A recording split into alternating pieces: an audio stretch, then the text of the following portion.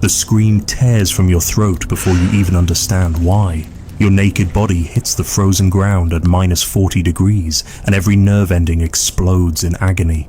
This isn't hypothermia creeping in over hours. This is your cells literally beginning to freeze on contact. Welcome to Earth, 20,000 years ago. The last glacial maximum. A world where 30% of the planet is buried under ice sheets 2 miles thick, where short-faced bears the size of small cars hunt in daylight, where the average global temperature has plummeted 11 degrees Fahrenheit and winter never truly ends. You have exactly 24 hours to prove you're as tough as your ancestors. Spoiler alert, you're not. And in this frozen hellscape, that's a death sentence written in ice. Your eyes snap open to a world that shouldn't exist. The sun hangs low and pale, struggling through an atmosphere choked with 25 times more dust than you've ever breathed. Each intake of air burns your lungs with cold, so intense it feels like drowning in liquid nitrogen. This is Earth at the last glacial maximum, and you've just become another potential casualty. The landscape stretching before you defies comprehension. Where forests should stand, only frozen steppes extend to the horizon. The Laurentide ice sheet looms in the distance, a wall of ice reaching 10,000 feet into the sky, covering 13 million square kilometers. It's not white, it's blue-black, ancient and advancing imperceptibly toward everything living. The ground beneath your bare feet isn't soil, it's permafrost, frozen solid for thousands of years. The few patches of exposed earth are concrete hard, littered with rocks that could have been tools in the right hands. But your soft, modern hands, they're already turning purple. Wind hits you like a physical assault. This isn't the gentle breeze of your climate-controlled world. Katabatic winds, supercooled air flowing down from the ice sheets, can reach 200 miles per hour. Today's gust is merely 60 miles per hour. But with the temperature at -20 Fahrenheit, the wind chill plunges to -55. Your skin cells are beginning to die. Scientists studying deep ice cores know this world's brutal statistics. Global temperatures have crashed to 46 degrees Fahrenheit, 11 degrees colder than your time. But those are averages. Here, where ice sheets dominate the horizon, winter temperatures routinely hit -40, sometimes -60. The cold isn't just uncomfortable, it's a predator. You scan desperately for shelter, for anything familiar. There are no buildings, no roads, no signs of the civilization your brain expects. Instead, you see moving shadows in the distance, large ones. Your primitive brain, the part that kept your ancestors alive, floods your system with adrenaline, because those shadows have been watching you since you arrived. The very air seems hostile. Lower atmospheric pressure makes each breath less effective. The dust, loess, scientists will later call it, coats your throat, your nose, infiltrates everything.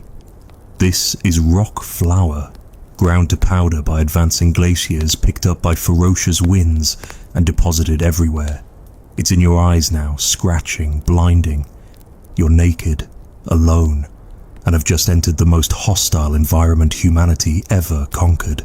Your ancestors lived here, thrived here for thousands of years.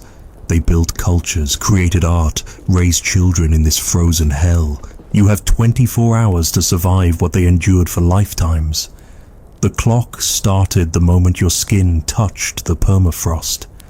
And that tingling in your fingers, that's not cold anymore.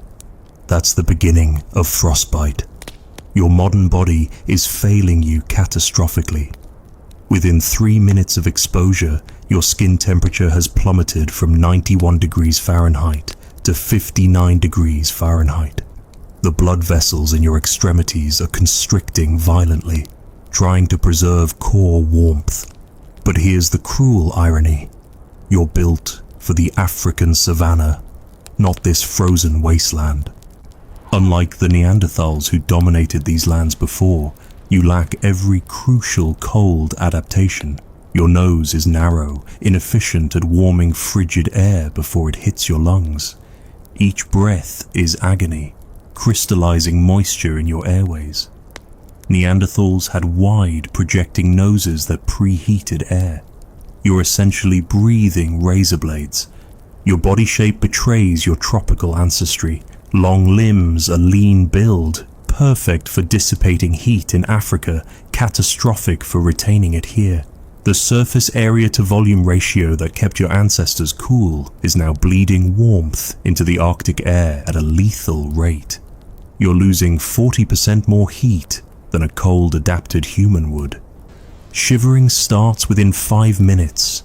Violent, uncontrollable spasms as your muscles attempt to generate heat. But this emergency response burns through your glucose reserves at 10 times the normal rate. Modern humans carry maybe 1,600 calories of quick access energy. In this cold, that's 4 hours of shivering. Then your body starts eating itself. Your brain, that marvel of evolution, becomes your greatest liability. It demands 20% of your body's energy just to function normally. In extreme cold, it selfishly hoards even more, stealing warmth from your extremities. Your fingers are already numb. In another 10 minutes, they'll be white and waxy. First stage frostbite claiming territory. Brown adipose tissue, the specialized fat that generates heat in cold-adapted mammals, is virtually absent in your body. Babies have it. Arctic peoples retained more.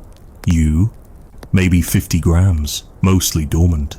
It's like trying to heat a house with a birthday candle while Arctic winds howl through broken windows. Your kidneys kick into overdrive. Cold diuresis, scientists call it. The desperate need to urinate in extreme cold as your body jettisons fluid to reduce the volume it must keep warm. But you're already dehydrating from the dry air, and now you're losing more precious water. Catch 22. Stay hydrated and freeze faster, or dehydrate and die slower. Pain signals flood your nervous system.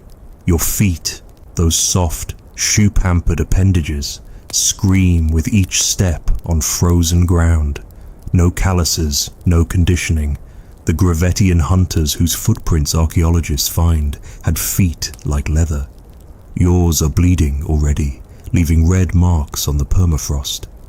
Your immune system, evolved for fighting familiar pathogens, has no idea what to do here. White blood cell production is crashing. Wounds won't heal properly in this cold. That tiny cut on your heel from a sharp rock, in your world, it's nothing. Here, it's a potential death sentence. No antibiotics, no bandages, just bacteria you've never encountered, and a body too cold to fight them. The cruelest betrayal? Your metabolism. Ice Age humans needed 4,500 calories daily just to maintain body temperature. Your modern metabolism, efficient from centuries of agricultural abundance, can't ramp up fast enough. You're a Prius in a world that demands a diesel engine. Your body temperature has dropped 2 degrees. At 95 degrees Fahrenheit, mild hypothermia sets in. Decision-making deteriorates. Coordination fails. And this is just the beginning of your body's systematic shutdown in the face of the Ice Age's brutal mathematics. 50 minutes have passed. Your core temperature reads 94 degrees Fahrenheit and falling. The shivering that racked your body has evolved into something more sinister. Violent whole-body convulsions that feel like seizures. Your muscles are literally tearing themselves apart trying to generate heat.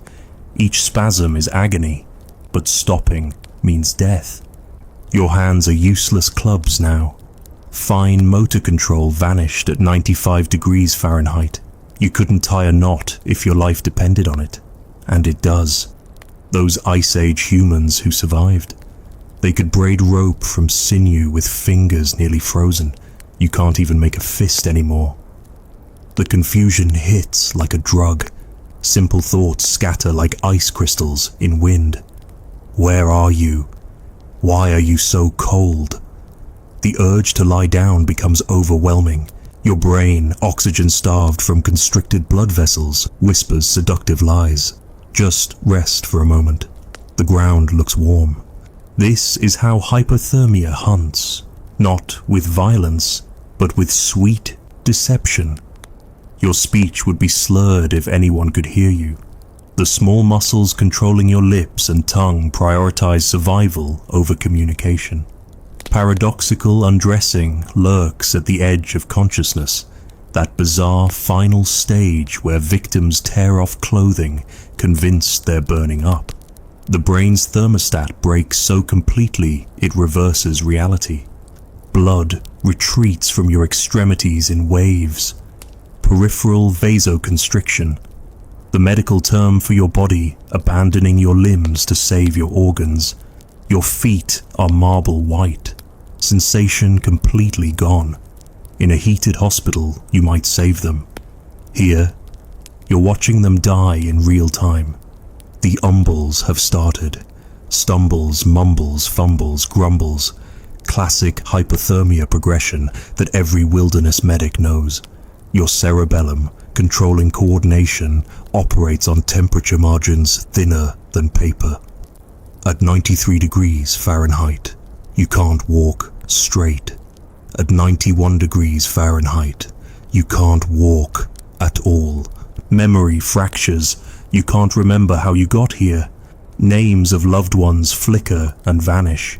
Your brain, desperate to conserve energy, shuts down non-essential functions. Complex thought, memory formation, emotional regulation, all luxuries your dying body can't afford. Your breathing has changed. Shallow, rapid gasps as your diaphragm struggles against the cold. Each breath brings more frozen air into lungs already damaged from the temperature differential. Ice crystals form in your airways. Some modern mountaineers know this pain. They have oxygen tanks and heated tents to retreat to. You have nothing. The ground calls to you with increasing urgency. Your muscles burn through the last of their glycogen reserves. Lactate buildup makes every movement torture. Your body is literally running out of fuel, and unlike a machine, it can't simply stop. It must maintain basic functions until the very end. Then you spot it. A small depression in the ground, partially shielded from wind. Your hypothermic brain sees salvation. Shelter, it whispers. You crawl toward it, each movement a monumental effort. You don't see the massive paw prints surrounding it. You don't smell the musky scent that would have sent your ancestors running. You've just found a short-faced bear's daybed, and in your condition, you can't even process what those fresh tracks mean. 60 minutes in the last glacial maximum. Core temperature, 93 degrees Fahrenheit and dropping. Motor function, critically impaired. Cognitive ability, failing. Survival probability, approaching 0. And somewhere in the growing twilight, something has caught your scent. The growl vibrates through the permafrost before you hear it. Low, rumbling, like a diesel engine made of meat and malice. Your hypothermic brain struggles to process the sound, but your amygdala, that ancient alarm system, floods your failing body with whatever adrenaline remains. Because 30 feet away, emerging from the twilight, stands a creature that makes grizzly bears look like teddy bears. Arctodus simus, the giant short-faced bear, 13 feet of muscle and rage standing on hind legs, scanning with eyes that see you perfectly in the dim light. This isn't some lumbering omnivore. Scientists now know these bears were hyper-carnivores, meat specialists with skulls built for bone-crushing power. At 2,000 pounds, it outweighs the largest modern Kodiak by 400 pounds. And unlike modern bears, this one is built for speed. Those disproportionately long legs aren't a quirk of evolution. They're engineered for pursuit. Paleontologists calculate Arctodus could sustain 30 to 40 miles per hour. Your ancestors could manage maybe 15 miles per hour on this terrain, with proper footwear and full motor function. You, in your current state, you can barely crawl. The bear drops to all fours, and that's when true terror sets in. Its shoulders sit higher than your head. The massive skull swings side to side, testing your scent. No fear of humans here. You're not apex predators in this world. You're prey, easy prey, the kind that can't even run. But the bear isn't alone in considering you dinner. A different sound cuts through the wind. A coughing roar that early humans knew meant death. Panthera spelaea, the cave lion. 25% larger than modern African lions, these killers hunted mammoths. A hypothermic, naked human doesn't even qualify as a challenge. The fossil record tells the brutal truth. At Grotta a Hominides in Morocco, archaeologists found human bones bearing clear carnivore teeth marks. Humans weren't just occasionally hunted, they were regularly on the menu, and you've stumbled into the kitchen. More shadows materialize. Dire wolves. Not one or two, these hunt in super packs. 30, 40, sometimes 50 individuals working with coordination that would shame military units. Canis dirus had a bite force 129% stronger than modern grey wolves. Those jaws evolved to crack mammoth bones. Your femur would snap like a pretzel stick. The bear moves first, not charging. It doesn't need to. A casual lope that covers ground with terrifying efficiency. Your legs won't respond properly. Muscles cramped from cold and exhaustion fire randomly. You manage 3 stumbling steps before crashing face first into permafrost. That's when you hear the most terrifying sound in the Pleistocene, the whisper quiet padding of a saber-toothed cat. Smilodon fatalis doesn't roar, doesn't need to. 400 pounds of specialized killing machine with 7-inch sabers designed for one purpose: severing windpipes. Its jaw can open 120 degrees, wide enough to encompass your entire throat. Your ancestors had fire, weapons, numbers. They'd spent generations learning these predators' patterns, developing strategies, teaching children from birth which shadows meant death. They knew a short-faced bear's daybed meant territory to avoid. Cave lion scratch marks indicated hunting grounds. Dire wolf scat marked pack territories. You have none of this knowledge. Worse, your body's fear response, evolved for quick bursts of escape, is catastrophically failing. Adrenaline can't overcome frozen muscles. Your sprint response demands blood flow your constricted vessels can't provide. You're a Ferrari with no gas, surrounded by perfectly adapted killing machines. The bear reaches you first. Its breath clouds the air, reeking of rotted meat and death. Those massive paws, each the size of a dinner plate, could decapitate you with a casual swipe. But it doesn't attack, not yet, because even predators understand economy of effort. Why waste energy killing something that's already dying? They're waiting. All of them. Bear, lions, wolves, saber-teeth. Patient as stone. Because in 20 minutes, maybe less, hypothermia will do their work for them. Then they feast without risk, without effort. Just another frozen carcass on the tundra. Another failed evolutionary experiment in a world that swallows weakness whole. Your vision tunnels. Core temperature approaching 91 degrees Fahrenheit. But through the growing darkness, you see more eyes. Always more eyes. Because in the last glacial maximum, you were never alone.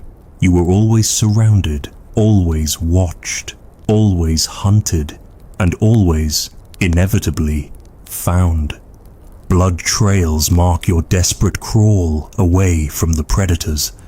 They follow leisurely, knowing what you're only beginning to understand. Without shelter, you're already dead.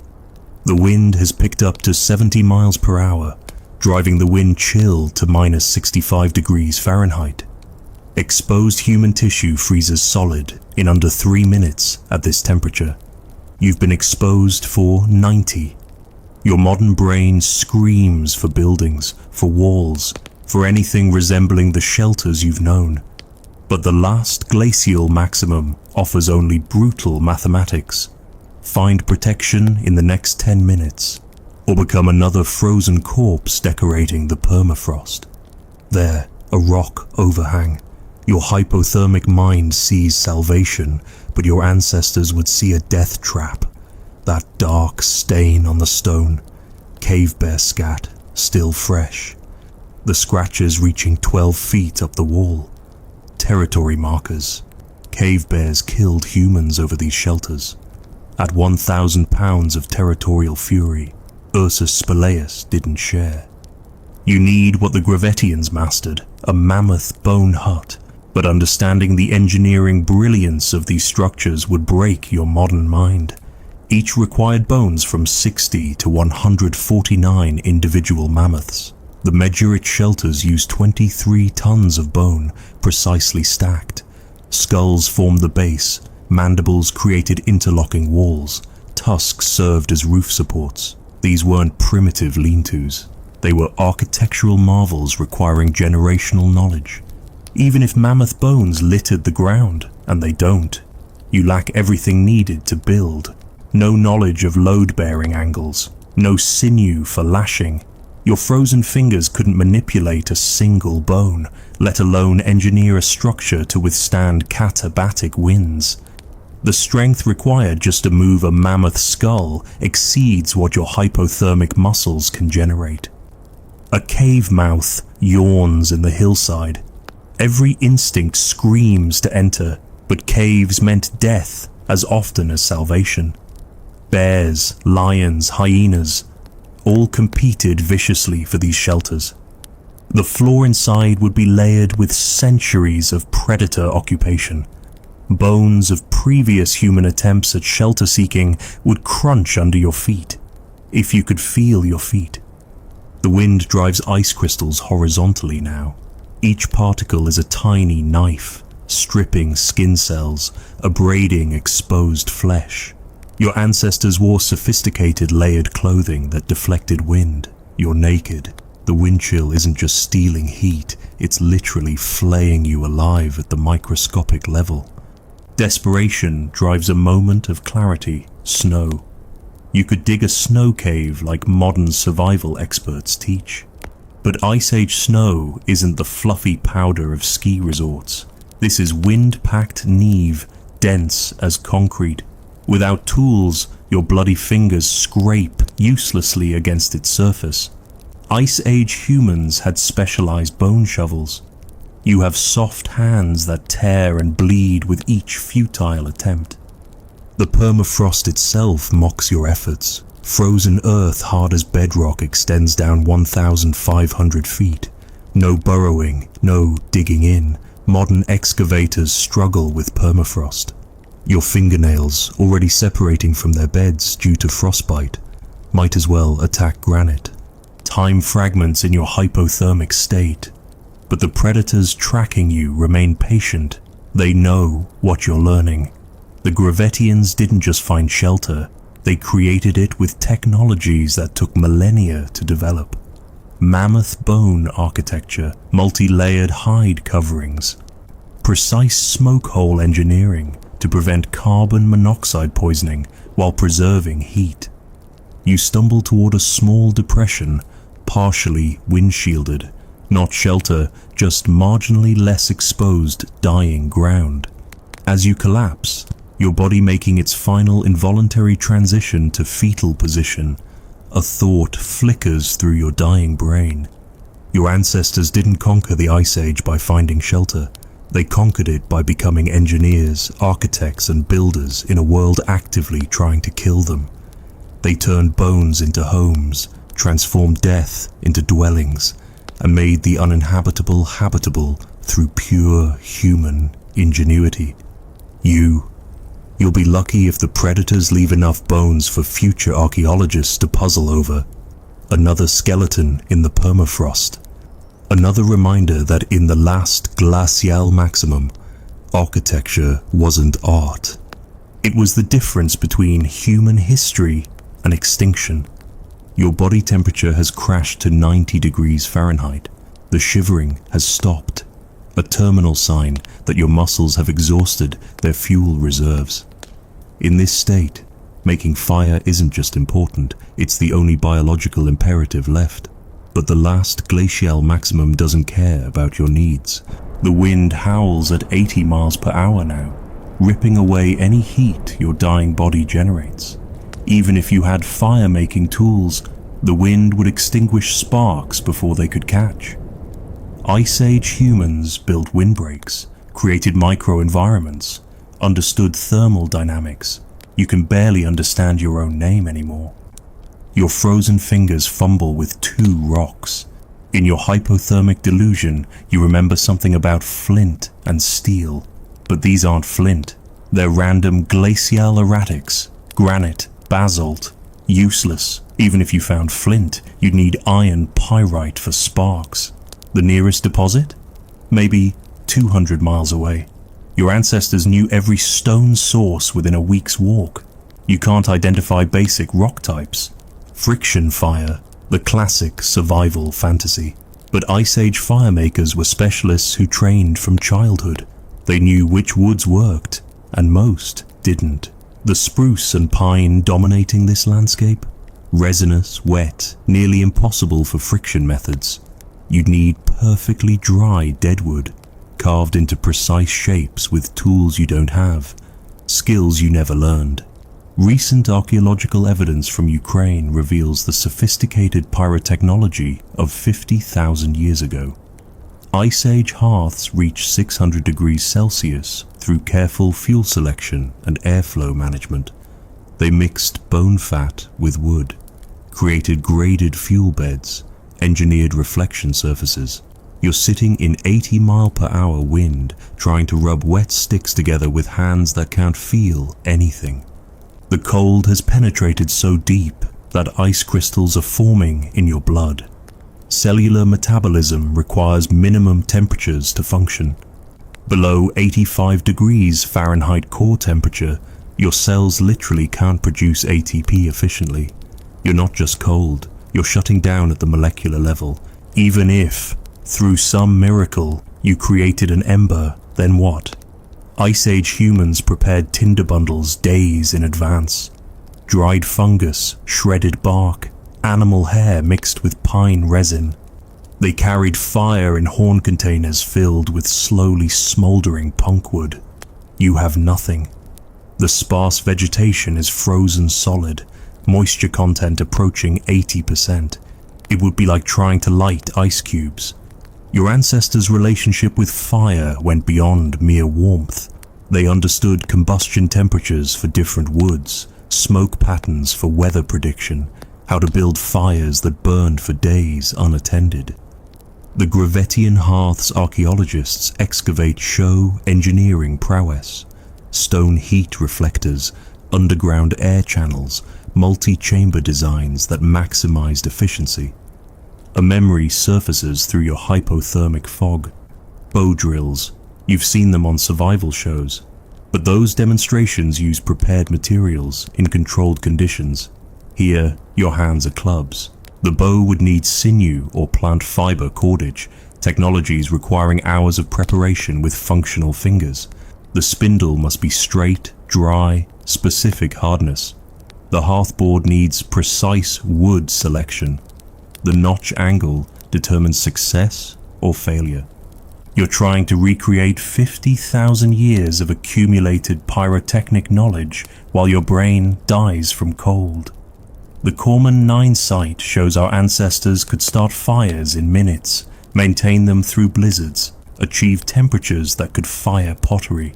They turned fire from discovery to technology to art form. Your core temperature reads 88 degrees Fahrenheit. Fine motor control is a memory.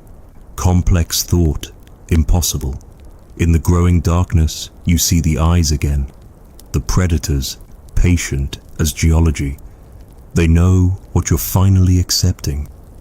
In the last glacial maximum, fire wasn't just warmth, it was the boundary between human and meat, and you've just crossed to the wrong side of that line.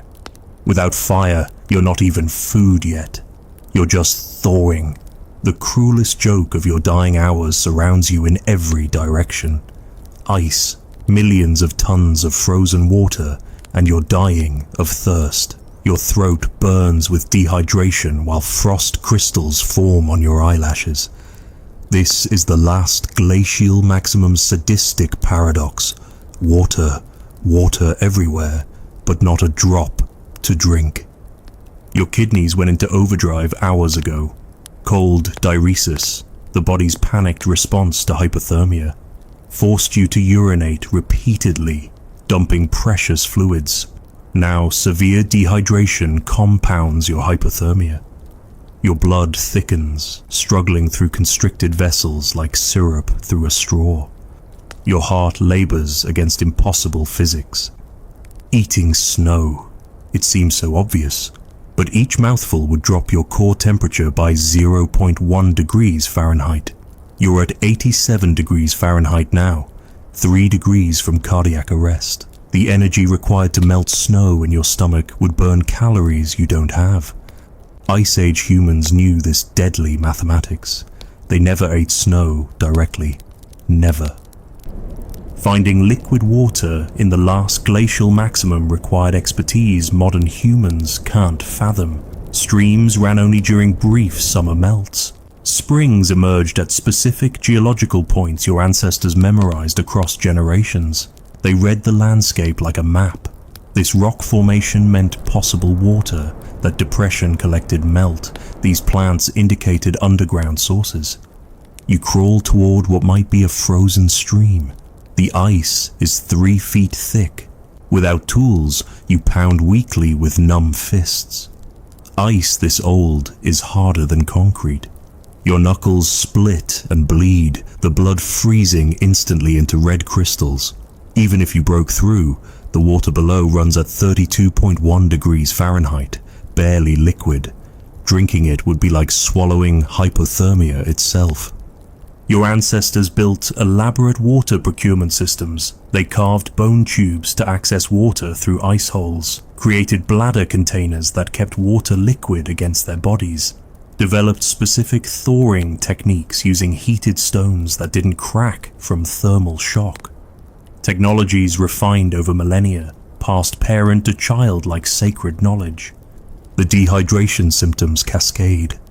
Your vision blurs, not from cold now, but from your brain shrinking as fluid leaves cells. Confusion worsens, your tongue swells, cracking like dried leather. Swallowing becomes impossible. The headache feels like ice picks driven through your temples. Classic symptoms of severe dehydration, amplified by hypothermia into pure agony. Even morning dew is absent here. The extreme cold and low humidity mean atmospheric moisture deposits as hoarfrost, not collectible water. Ice Age humans knew when and where dew formed, how to collect it with absorbent materials. You wouldn't recognize dew conditions if they occurred, which they won't. Your body's water regulation has completely failed. The hypothalamus, governing thirst and temperature, malfunctions below 88 degrees Fahrenheit. You might not even feel thirsty anymore. A lethal irony. Severe dehydration masks itself as hypothermia worsens. You could be dying of thirst without knowing it. The search for water would have driven Ice Age migrations. Bands followed seasonal melt patterns, memorized the location of hot springs that never froze, understood how permafrost created perched water tables. They carried mental maps spanning thousands of square miles. You can't remember which direction you crawled from 5 minutes ago. A hallucination flickers. A pristine mountain stream. Clear water burbling over stones. Your dying brain constructs fantasies from stored memories. But touching your cracked lips to to that imaginary water snaps you back. There's only ice. Always ice. Ice that would kill you faster than the thirst itself. Modern humans drink 8 glasses daily from infinite sources. Your ancestors might find liquid water once every 3 days, collecting it in auroch bladders, rationing every drop. They developed biological adaptations, more efficient kidneys, better water retention. You're built for abundance, dying in scarcity. The final insult? Your tears would freeze before they could fall. But you're too dehydrated to cry anyway. In the last glacial maximum, even grief was a luxury biology couldn't afford. Your stomach cramped last around hour 3, then went ominously silent. Now, 5 hours into your Ice Age nightmare, your body has begun consuming itself. Autophagy, cellular self-cannibalism, kicks in when blood glucose crashes. Your muscles are eating themselves to keep your brain alive. But in the last glacial maximum, even cannibalism isn't enough. The landscape appears barren as Mars. During glacial maximum, plant biomass dropped by 50% globally. The diverse forests of warmer periods? Gone. Replaced by Mammoth Steppe, a frozen grassland where 90% of vegetation lay dormant underground as roots and tubers. Even if you knew which plants were edible, the permafrost laughs at your bleeding fingers. Your ancestors needed 4,500 calories daily just to maintain body temperature. That's a full mammoth steak every day, forever. You burned through your last glucose reserves 2 hours ago. Your liver's emergency glycogen, gone. Now your body strips amino acids from muscle tissue, converting protein to sugar through gluconeogenesis. You're literally wasting away in fast forward. A movement catches your eye. Arctic hare? No, your hallucinating brain invented it. Real prey animals in the LGM were massive, dangerous, and impossibly elusive. Reindeer migrated in herds 10,000 strong, but following routes learned over generations. Mammoth family groups had matriarchs with 60 years of landscape memory. You can't even track your own footprints in the snow. The hunger transcends physical pain. Your hypothalamic feeding centers scream for nutrients while your prefrontal cortex shuts down from glucose deprivation. Decision-making deteriorates. Risk assessment fails. This is why starving predators become desperately dangerous, and why starving humans make fatal mistakes. Ice Age hunting required technologies you can't comprehend. Clovis points, those iconic fluted spearheads, took master craftsmen hours to create. Each required specific stone, precise pressure flaking, understanding of fracture mechanics. Even with a perfect point, you'd need a spear shaft, seasoned wood straightened over months, hafting materials, sinew, pine pitch, hide glue, and throwing skills developed from childhood. Your ancestors hunted in coordinated groups. They built drive lanes from stone cairns, funneling herds over cliffs. They knew seasonal movements, feeding patterns, escape behaviors. They could identify individual animals, predict weather from their behavior, interpret subtle signs modern humans never notice. You'd miss a mammoth standing 50 feet away in this visibility. Plant foods offered no salvation. The few edible plants required processing knowledge bordering on alchemy. Toxic roots needed specific preparation, freezing, thawing, leaching, fermenting. Bitter vetch seeds required days of water processing to remove neurotoxins. One mistake meant convulsions, paralysis, death. Your ancestors knew every plant's seasonal toxicity levels. You can't identify a single species. The irony sears. You're surrounded by food you can't access. Those microscopic organisms in the soil, bacteria and fungi containing proteins, the sparse lichens on rocks, technically edible after processing, bone marrow in ancient carcasses scattered across the tundra, nutritious if you could crack them open, but accessing any requires tools, knowledge, and physical capabilities you've already lost. Your metabolic rate plummets. Adaptive starvation response trying to stretch non-existent resources, but this also drops your body temperature faster. Catch 22. Eat nothing and freeze, or burn calories hunting you don't have for food you can't catch with skills you never learned using tools you can't make.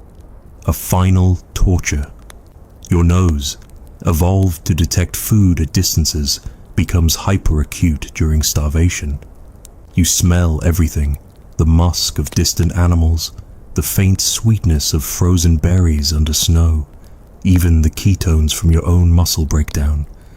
Your body's last cruel joke, forcing awareness of food you'll never reach.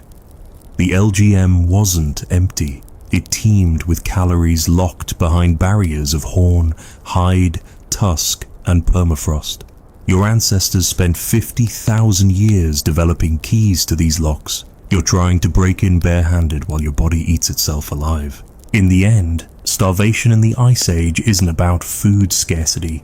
It's about the vast gulf between available calories and accessible calories. That gulf is measured in generations of accumulated knowledge. You have 5 hours of accumulated failure, and your muscle tissue tastes like despair. 6 hours. Core temperature 85 degrees Fahrenheit. Your naked skin has transcended pain into something worse. Cellular death you can feel. Frostbite claimed your extremities hours ago, but now deep tissue freezing advances into your core. Without clothing, the last glacial maximum peels you apart layer by microscopic layer. The mathematics of heat loss are brutally simple. Naked human skin loses heat at 40 watts per square meter in still air at 50 degrees Fahrenheit. At minus 40 degrees Fahrenheit with 80 miles per hour winds, you're hemorrhaging 400 watts per square meter. Your body generates maybe 100 watts at rest. You're a thermal bankruptcy accelerating towards zero. Ice Age clothing wasn't simple animal skins draped over shoulders. Archaeological evidence reveals sophisticated tailored garments rivaling modern technical wear. The Sungir burial site preserved a 28,000-year-old outfit decorated with 3,500 mammoth ivory beads. Each bead took an hour to make. That's 3,500 hours of work for decoration alone. The clothing itself?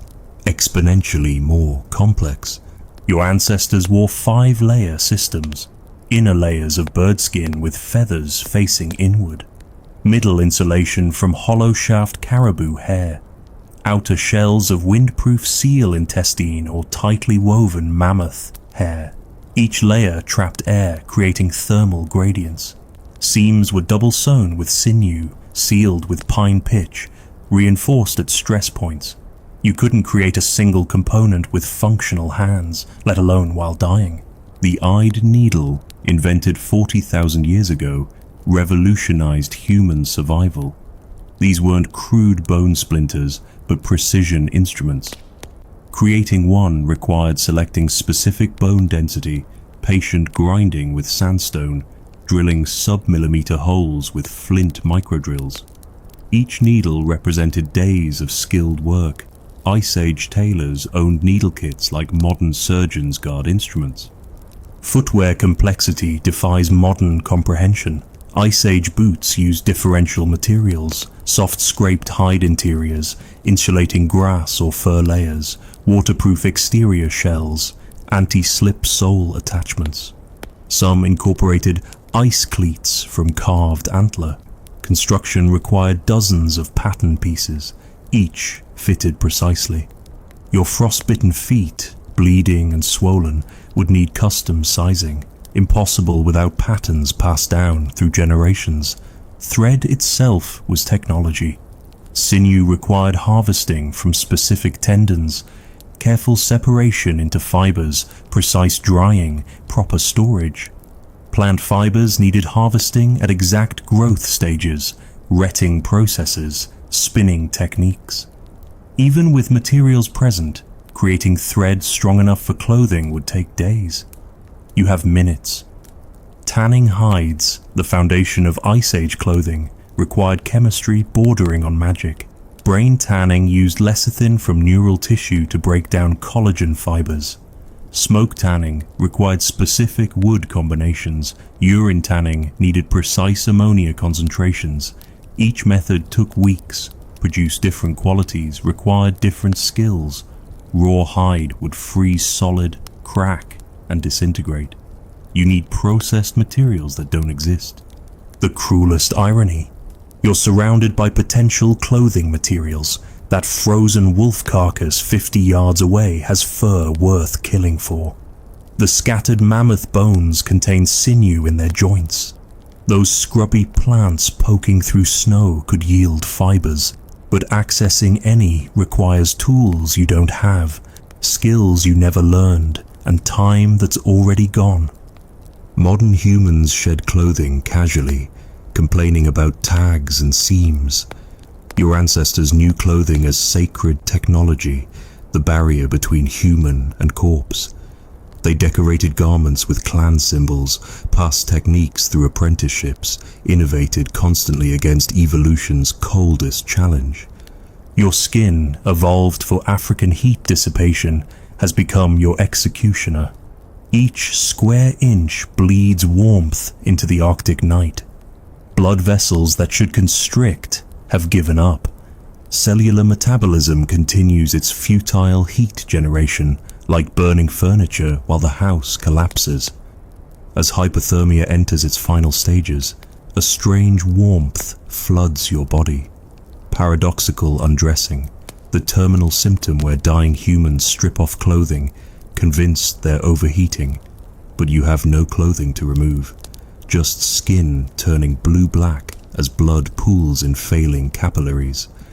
In the last glacial maximum, naked meant dead. Not eventually, not probably, immediately and inevitably. Your ancestors understood this with religious certainty. They made clothing before tools, before art, before any luxury. Because in a world of ice and wind and death, clothing wasn't fashion. It was the technology that separated human from meat, and you're on the wrong side of that divide, wearing only frostbite and failure. The hallucinations started an hour ago, voices calling your name, shadow figures just beyond vision. Your dying brain, starved of glucose and oxygen, creates phantom companions. Because even in its final moments, the human mind cannot accept the truth of Ice Age isolation. Alone means dead.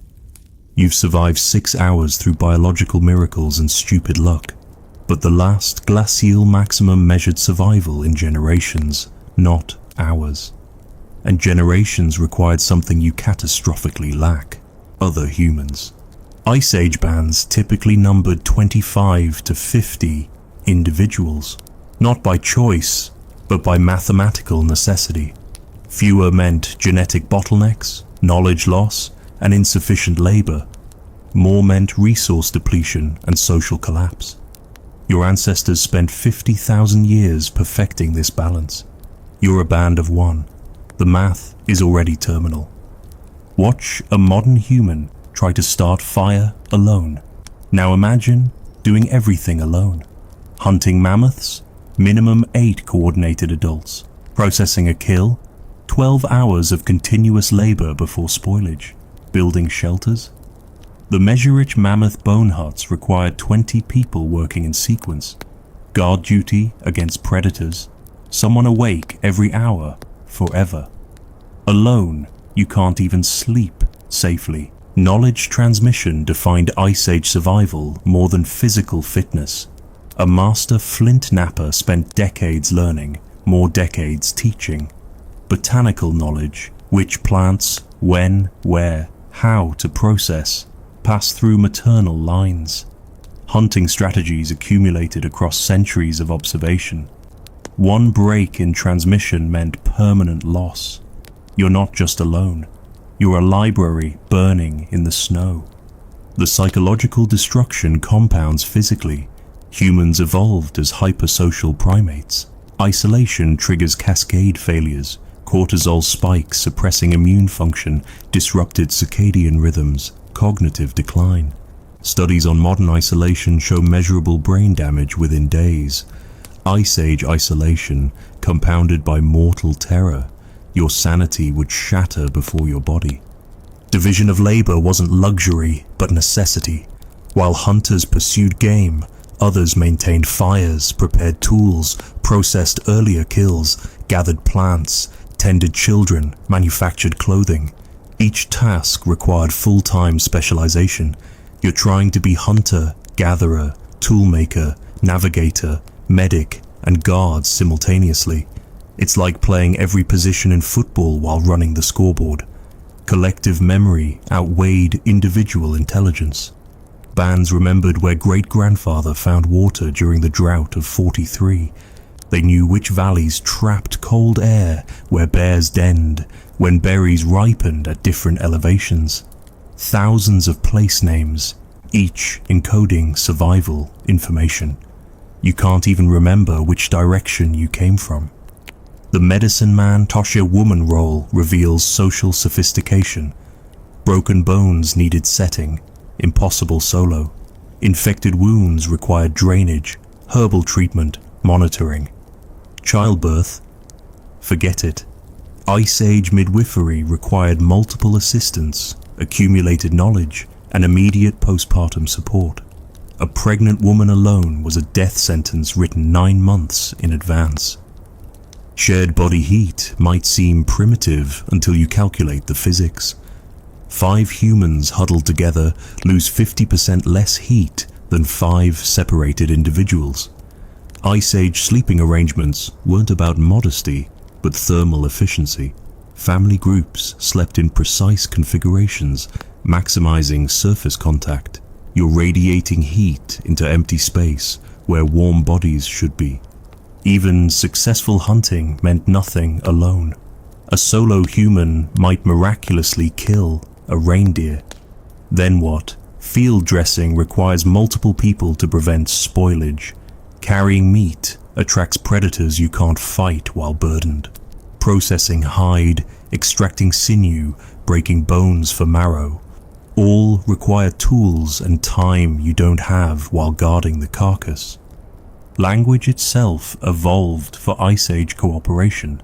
Not just communication, but rapid information transfer about dynamic, dangerous environments. Bear tracks heading toward the water source contains survival critical data. Your last words will be wasted on wind and predators who don't care about human speech. Status in Ice Age bands derive from contribution, not dominance. The best tracker, the steadiest firekeeper, the woman who could predict weather, all held survival critical roles. Losing any meant diminished group survival. You're trying to be every specialist simultaneously. It's not heroic, it's mathematically impossible. Your final realization as consciousness fragments, the last glacial maximum didn't kill individuals, it killed failed groups. Every skeleton archaeologists find represents not personal failure, but social collapse. The Gravettians, Solutrians, and Magdalenians survived through hyper-cooperation refined to art. You survived 6 hours through pure individual grit, but the Ice Age counted survival in centuries, and centuries required something more than personal toughness. They required us, plural, together. You have only you, singular, alone, already past tense. 7 hours in, your brain operates at 15% capacity. But even at full strength, your modern mind contains precisely 0 survival knowledge for the last glacial maximum. The gap between what you know and what you need isn't just wide. It's measured in millennia of accumulated wisdom, now hemorrhaging from your dying neurons like heat from your skin. Your ancestors' children learned to identify over 200 plant species before they could properly walk. By adolescence, they could track 30 different animals by scat alone, predict weather from cloud formations, navigate by star positions obscured by ice fog. This wasn't trivia, it was the operating system for survival, installed from birth through constant immersion. Your brain runs modern software, useless apps in a Stone Age world. Consider flint napping. YouTube videos make it look simple. Reality, master nappers trained for decades. They understood cryptocrystalline structures, shockwave propagation through stone, platform preparation angles. Each stone type required different techniques. Obsidian fractures differently than chert differently than quartzite. The margin between a useful tool and worthless shards? Millimeters and microseconds of applied force.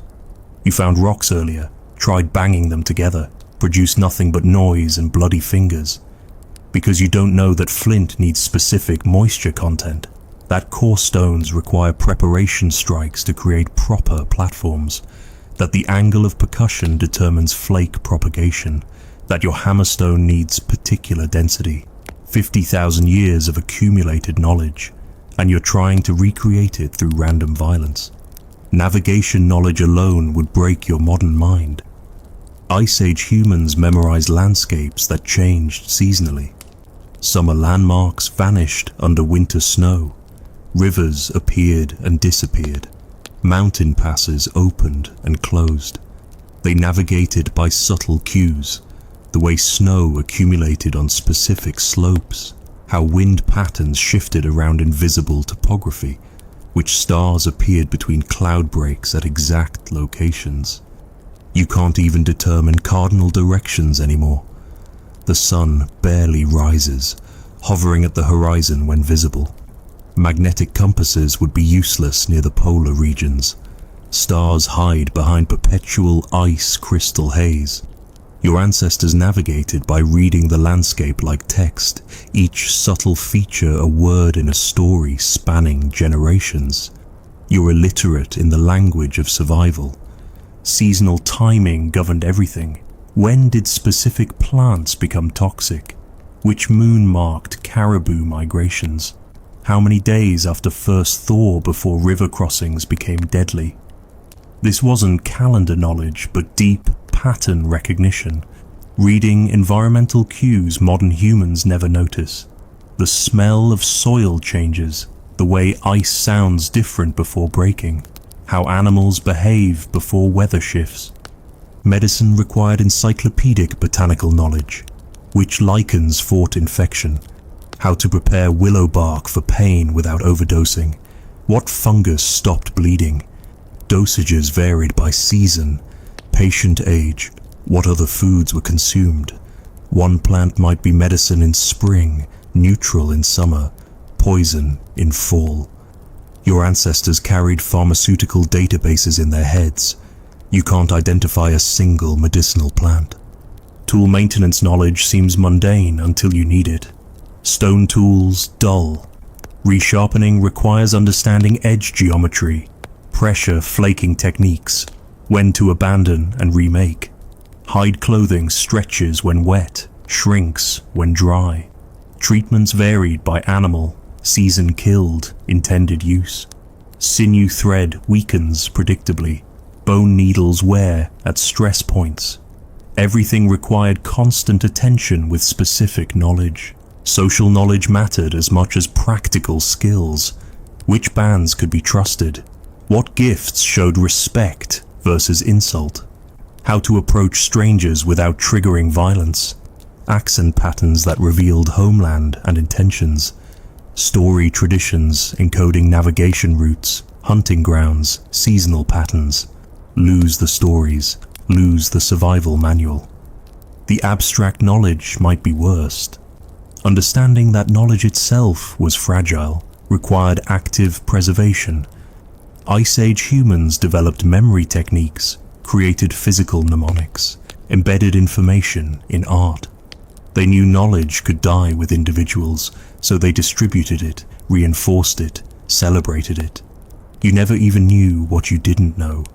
Your modern education, years of formal schooling, taught you nothing about reading ice formation patterns, identifying edible lichens, predicting weather from scent changes. You learned abstractions while they learned specifics. You memorized facts while they internalized processes. You prepared for tests while they prepared for tomorrow's blizzard. As your brain shuts down, a final irony. You're probably within walking distance of food, water, shelter materials, but the knowledge to recognize and access them died with the last Ice Age bans. What remains is landscape illegible to modern minds, resources invisible to untrained eyes, solutions unreachable by educated ignorance. The last glacial maximum didn't just test human bodies, it tested human knowledge systems. The elaborate traditions, teaching methods, and memory techniques weren't primitive customs, but sophisticated information technology. The software for survival transmitted mouth to ear across millennia. Your hardware trying to run without an operating system, and in the Ice Age, that's a fatal error with no reboot. The cut on your heel from hour 1 has transformed into a highway for death. That small gash, ignored in your desperate survival scramble, now weeps pus-tinged pink with blood. Without antibiotics, without even basic wound care, infection spreads through tissue made vulnerable by hypothermia. In the last glacial maximum, every injury was potentially fatal. Every illness, a death sentence punctuated only by how long you suffered first. Your immune system, evolved for modern threats, meets ancient bacteria with catastrophic results. Clostridium perfringens, gas gangrene, thrives in deep puncture wounds, producing toxins that liquefy muscle tissue. The smell reaches your nostrils now, sweet, rotten, the scent of flesh decomposing while still attached. Ice Age humans knew this smell meant amputation or death. You don't even recognize it as your own body rotting. The hypothermia compromises everything.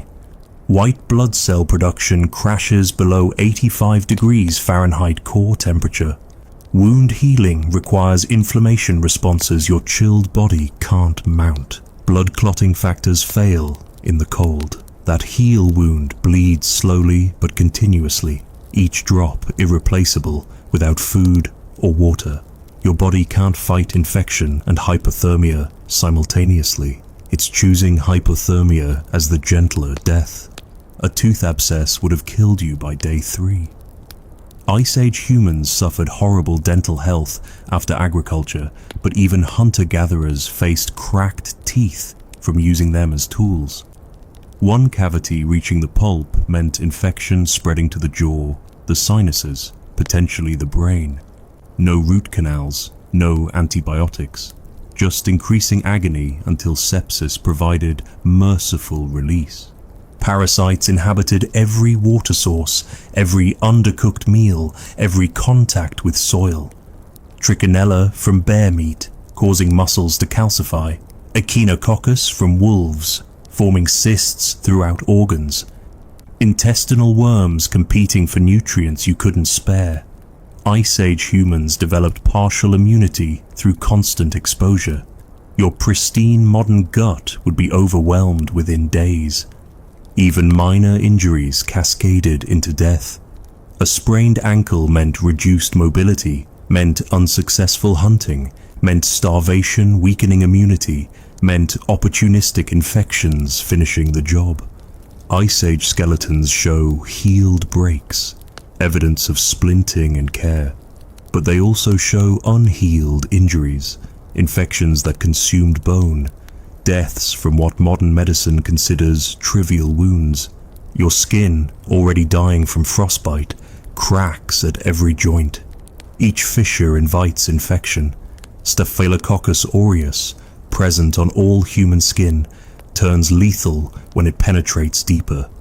Without soap, without clean water, without even basic understanding of germ theory, you're cultivating bacterial colonies that view your dying tissue as prime real estate.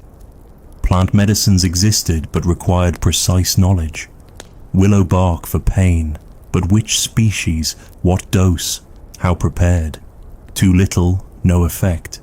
Too much, fatal bleeding as salicylates prevent clotting. Fungal antibiotics grew on specific trees, but misidentification meant liver failure. Your ancestors learned through generations of fatal trials. You die from the first error. Vitamin deficiencies would claim you within months. Scurvy from lack of vitamin C, your teeth loosening, old wounds reopening, hallucinations increasing. Pellagra from niacin deficiency, the 4 Ds. Diarrhea, dermatitis, dementia, death. Rickets twisting children's bones without vitamin D. Ice Age humans knew which organs contained which nutrients, ate them raw when necessary. You don't even know liver contains vitamin A. The psychological toll of untreated illness can't be overstated. That infected wound doesn't just hurt, it terrifies. Watching your own flesh rot, smelling your decay, knowing death approaches with each heartbeat. No hope of treatment, no understanding of disease process. Just increasing agony and the certainty of abandonment once you couldn't keep up with the band. Pregnancy would be a death sentence. Ice Age women faced 5 to 10% mortality per birth. Breech presentations, hemorrhaging, infections, all untreatable. Infant mortality exceeded 50%. Those who survived did so through tribal knowledge accumulated over millennia.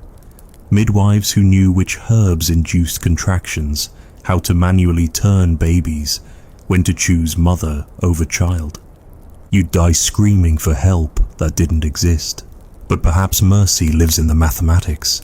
Your infected heel, as spreading sepsis through your bloodstream, races against hypothermia to claim you first.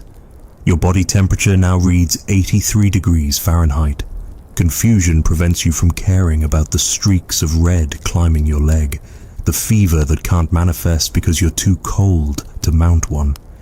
In the last glacial maximum, medicine wasn't pills and procedures.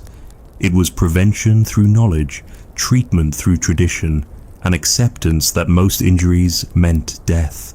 Your ancestors survived through meticulous care, social support, and accumulated wisdom. You're dying from a cut that modern medicine would treat with basic first aid. But in this world, basic first aid required advanced knowledge you never learned. Because you never imagined needing it. Because you forgot that for 99% of human history, a small cut could mean a large grave. 8 hours. Core temperature 82 degrees Fahrenheit. Your mind isn't just dying, it's disintegrating in ways that would fascinate psychologists if any were here to observe. The last glacial maximum didn't just test human bodies.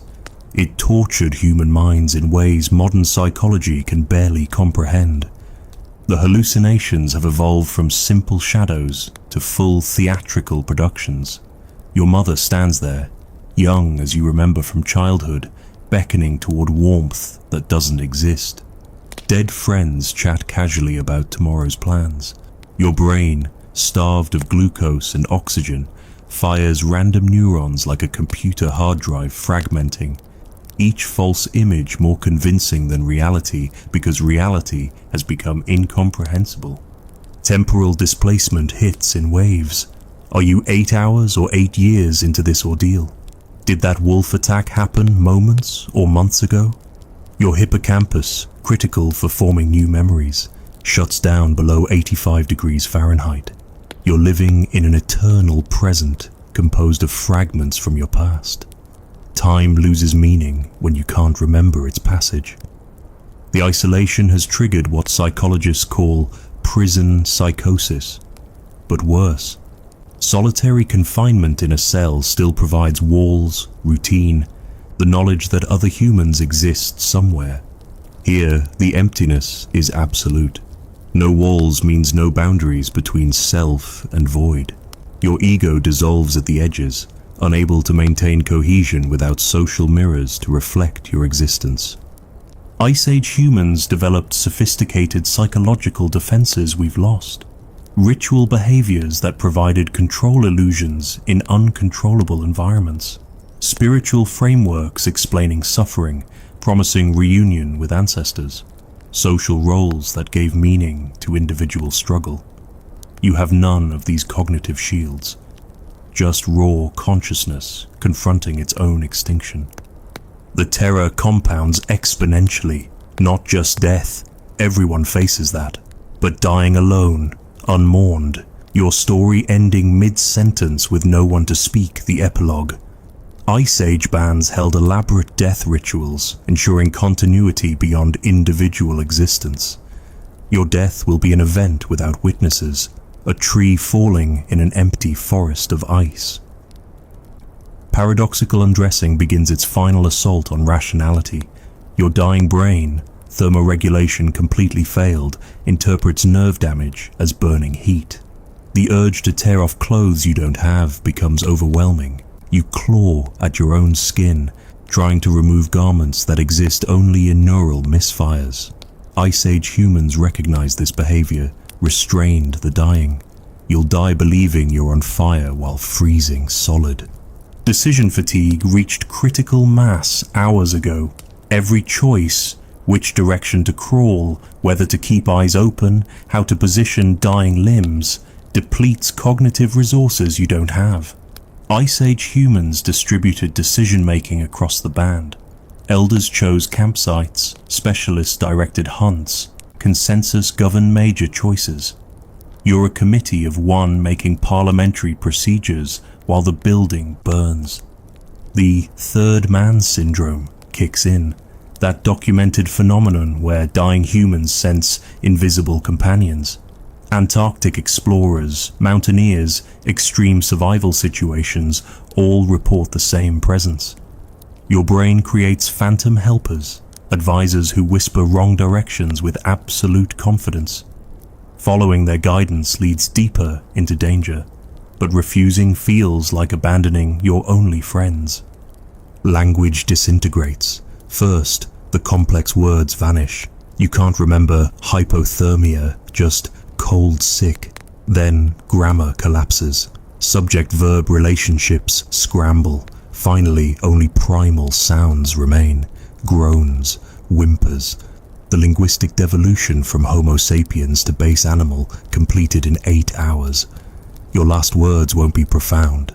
They'll be pre-verbal. Childhood memories surface with hallucinogenic clarity. Your 5th birthday party. Learning to ride a bike. Christmas morning decades past. The dying brain, like a computer transferring files before shutdown, replays core memories with desperate intensity. But these aren't comfort, they're torture. Each happy memory highlights the relationships you'll never see again, experiences that die with you. Your sense of self, that narrative continuous I, connecting past to present, fragments like ice. Are you the modern human who woke here? The child in those memories? The ancestor whose genes you carry? Identity requires cognitive coherence your dying neurons can't maintain. You're becoming everything and nothing, all times and no time. The irony burns through the confusion. Your sophisticated modern mind, capable of abstract thought and complex planning, makes dying worse. An animal accepts, you comprehend. Every failed strategy, missed opportunity, approaching inevitability. Consciousness itself becomes torture when it can only observe its own extinction. But the cruelest trick, brief moments of clarity.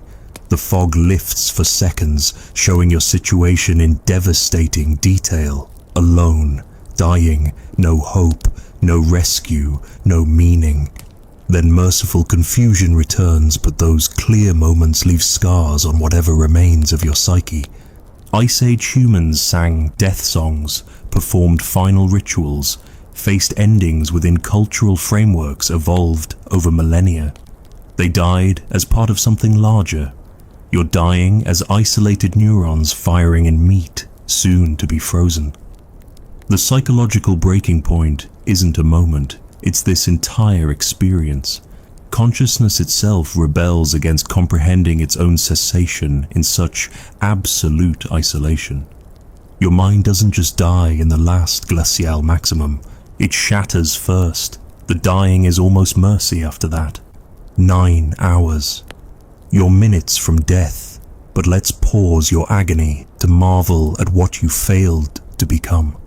Because 20,000 years ago, Your direct ancestors didn't just survive the last glacial maximum, they thrived in it. They danced where you crawled. They sang where you screamed. They built entire civilizations on ice that broke you in 9 hours. Start with children. Ice Age kids began survival training before they could walk. Strapped to their mothers' backs, they absorbed 10,000 hours of observational learning by age 5. Which berries to pick, how weather smelled before storms, the rhythm of flint napping. By 10, they could build fires in blizzards, track rabbits through snow, identify 200 plus useful plants, not prodigies, just normal kids in an education system where failure meant death. Social structures engineered for survival perfection. Bands of 25 to 50 weren't random, they were calculated. Smaller groups lacked genetic diversity and skill specialization, larger ones depleted local resources. Leadership was situational. The best tracker led hunts, the weather predictor chose travel days, the plant expert guided gathering. Ego-driven leadership meant extinction. Competence hierarchies meant survival. Knowledge preservation surpassed modern systems. Without writing, they developed memory techniques that modern neuroscience barely understands. Songs encoding migration routes, dances mimicking animal behaviors, stories containing pharmaceutical instructions, hand gestures preserving napping sequences. Information survives centuries through redundant storage in multiple minds, refreshed through constant retelling. Their clothing rivaled modern technical gear. A Gravettian winter outfit involved undergarments from bird skins, feathers inward, insulating layers from hollow shaft caribou hair, windproof shells from sea mammal intestines, and outer decorative layers showing clan affiliation. Seams were welted, double sewn with sinew, sealed with pine pitch. Repairs happened daily because clothing equaled life. Toolkits were portable factories.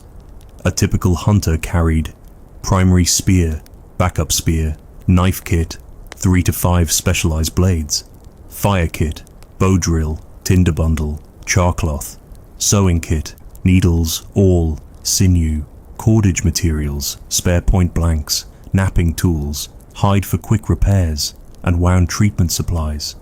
20 pounds of gear representing thousands of hours of manufacture. Hunting strategies that modern military tacticians would admire. Persistence hunting, exploiting humans' superior cooling through sweating.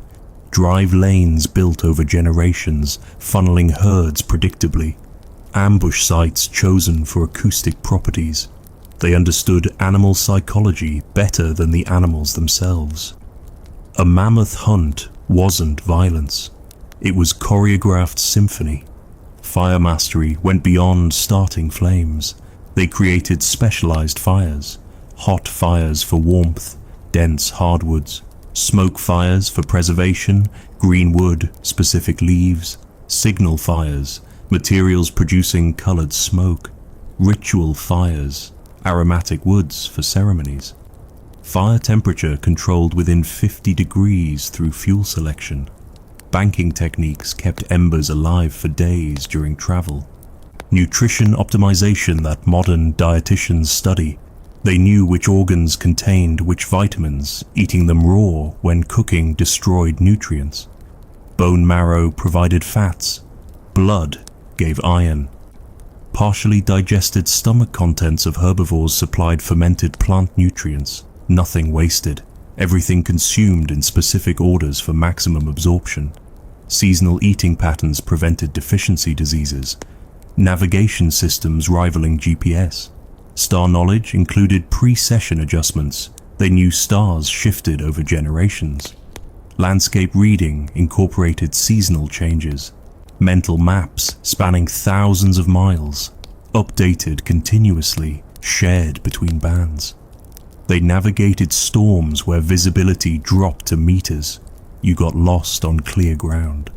Social cohesion through shared hardship. Initiation rituals created psychological resilience. Coming-of-age ceremonies involved controlled exposure to death, vision quests, isolation trials, painful ordeals, not cruelty, but inoculation. Facing death in controlled circumstances prepared minds for facing it real. They built anti-fragility into their children. Art wasn't luxury, but necessity. Cave paintings encoded hunting instructions. Venus figurines standardized ideal body types for surviving famines. Musical instruments maintained group synchrony during long winters. Decorated tools carried owner identification across trade networks. Beauty and function intertwined because morale affected survival as much as calories. Their greatest innovation? Transforming individual weakness into collective strength. A band of 50 contained redundant specialists. Lose your best hunter. 3 apprentices ready. Medicine woman dies. Her daughter and sister carry the knowledge. They built resilience through overlap, ensuring no single death could break the survival chain. This is what you competed against, not primitive cave dwellers, but sophisticated engineers of survival. They looked at the last glacial maximum and saw not apocalypse, but opportunity, where you found only death. They built cultures that seeded every corner of Earth. Your 9-hour ordeal? Their children could have saved you while playing, because they weren't built different. They were built correctly. Through generations of transmitted wisdom, refined techniques, and absolute dedication to collective survival. You thought individual toughness mattered. They knew only the group survived. You brought modern arrogance to an ancient exam. They brought 50,000 years of accumulated answers. Core temperature, 80 degrees Fahrenheit. The boundary between life and death blurs like ice fog. Your heart, that faithful muscle that's beaten 400,000 times during this ordeal, staggers between rhythms. Ventricular fibrillation lurks 1 degree away. But your nervous system has mercy now. You can't feel the pain anymore. Can't feel anything. The last glacial maximum has won, and your body knows it even if your mind refuses acceptance. The short-faced bear found you an hour ago. It didn't attack, didn't need to. It simply followed, patient as geology, watching your crawl slow from desperate to pathetic to stationary. Now it sits 20 feet away, massive head tilted with what might be curiosity or hunger. You'll never know because your eyes can't focus anymore. Everything is shapes and shadows and the growing darkness that starts from the periphery. Your blood moves like slush through constricted vessels. Cellular metabolism has slowed to near zero. ATP production, the basic energy currency of life, has ceased in your extremities. Your fingers and toes aren't just frostbitten now, they're necrotic. Dead tissue still attached to dying flesh. Even if rescue came, and it won't, amputation would be mandatory. Multiple amputations. But that's tomorrow's problem, and you don't have tomorrow. The infected wound on your heel has become systemic. Sepsis races hypothermia to claim victory. Your body can't mount a fever response, too cold for that. Instead, bacteria multiply unopposed through your bloodstream. The sweet smell of gas gangrene mingles with the metallic scent of blood from your cracked lips. You're decomposing before death, a process that usually waits for afterward. Memory becomes dream, becomes hallucination, becomes nothing. Your mother calls from the kitchen. Dinner's ready. But the kitchen is a mammoth bone hut. Your first girlfriend laughs, but her face is a saber-toothed cat. Time isn't just fluid, it's gaseous, expanding and contracting without pattern. You're 5 years old, you're 50. You're everyone and no one. Your breathing sounds wrong. Cheney-Stokes respiration, clusters of rapid breaths followed by terrifying pauses. Your brainstem, that ancient autopilot, struggles with basic functions. Inhale. Forget to exhale. Remember, panic. Inhale too fast. Your chest sounds wet, pulmonary edema as fluid fills your lungs. Drowning in your own body while surrounded by frozen water you couldn't drink. The bear stands, stretches, begins a casual approach. No hurry, it recognizes the signs better than you do. Your scent has changed from fear sweat to death sweet. Predators know. They've smelled it millions of times across evolutionary history. The transition from prey to carrion, from hunt to harvest. Paradoxical undressing makes its final assault. Your hands claw at invisible clothing, tearing at your own skin. Neural signals completely scrambled. Hot is cold, is pain, is pleasure, is nothing. You're stripping away layers that don't exist while your actual skin peels away in frozen sheets. The bear pauses, confused by behavior that makes no survival sense. Even it recognizes madness. Your last coherent thought isn't profound. It's probably about water, or warmth, or home. Something simple, something impossible. The grand questions, meaning, purpose, legacy, require cognitive functions that shut down hours ago. Philosophy is for the living. The dying think only of breath and heartbeat, and the next second that might not come. Cardiac arrest begins gently, a skipped beat, then two. Your heart, cooled below sustainable function, fires erratically. QRS complexes widening, T-waves disappearing. The electrical system that's coordinated 80 beats per minute for decades finally fails. Not with drama, just stuttering confusion as cells forget their rhythm. The bear's breath fogs the air above you, close enough to touch if you could move. It sniffs cautiously. Even apex predators respect the boundary between living and dead. But that boundary is measured in heartbeats now. 3, 2. The pause between grows longer. Longer. Your pupils, fixed and dilated, reflect nothing. And then, silence. The last glacial maximum claims another victory. Your modern human body, product of 300,000 years of evolution, couldn't survive 9 hours in the world that created it. The bear begins its meal. Dire wolves circle, waiting their turn.